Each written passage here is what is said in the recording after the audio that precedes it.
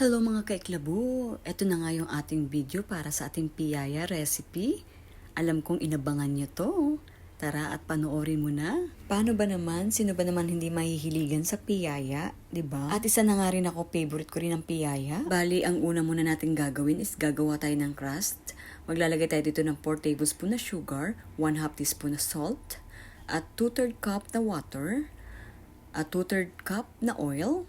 Tapos hahalu-haluin lang natin to hanggang ma-dissolve natin yung sugar. So ilalagay na rin natin dito yung 4 cups na all-purpose flour. Dito nga sa paggawa natin ng crust, hindi na natin kailangan gumamit ng electric mixer. So pwede na itong manu-manuhin. At para naman sa paggawa ng filling, maglalagay tayo dito ng 2 cups na muscovado.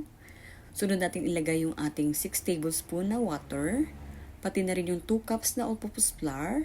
Maglalagay rin tayo dito ng 2 tablespoon na oil.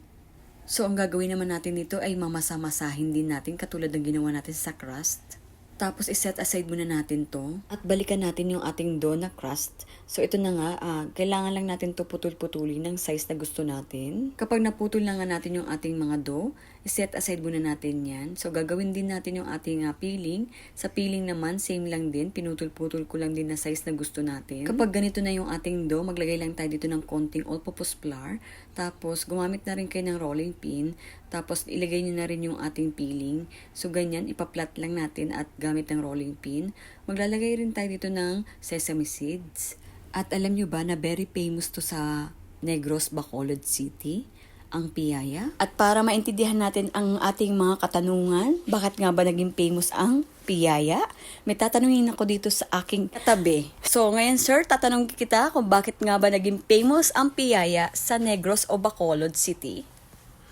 Ay, kasi napakasarap po kasi nung piyaya at saka unang-una, yan po kasing Negros, yan ang pinagmumula ng raw sugar. So, nung unang panahon, diyan nila ginagamit yung mga muscovado para maging value added dun sa mga produkto nila kasi sila ang sugar central ng Pilipinas. At sana may natutunan tayo kay sir. At meron pa akong pangalawang question para kay sir. Sir, ano mas prefer mo? Yung manipis o medyo makapal na piyaya? Ako personally, gusto ko yung manipis kasi yung formulation ng manipis na piyaya, yan yung original talaga sa Negros, sa Bacolod, sa Silay area. So, yung makapal, yan na yung mga panibago at saka mas mataas kasi ang sugar content nung makapal.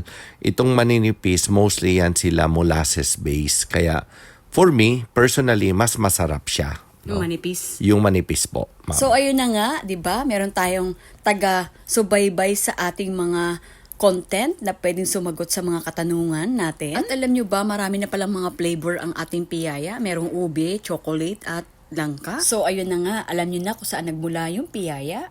Sana may natutunan kayo sa video ko ngayon. Salamat po sa panonood. Sa uulitin. Uy, yummy ang ating piyaya with muscovado.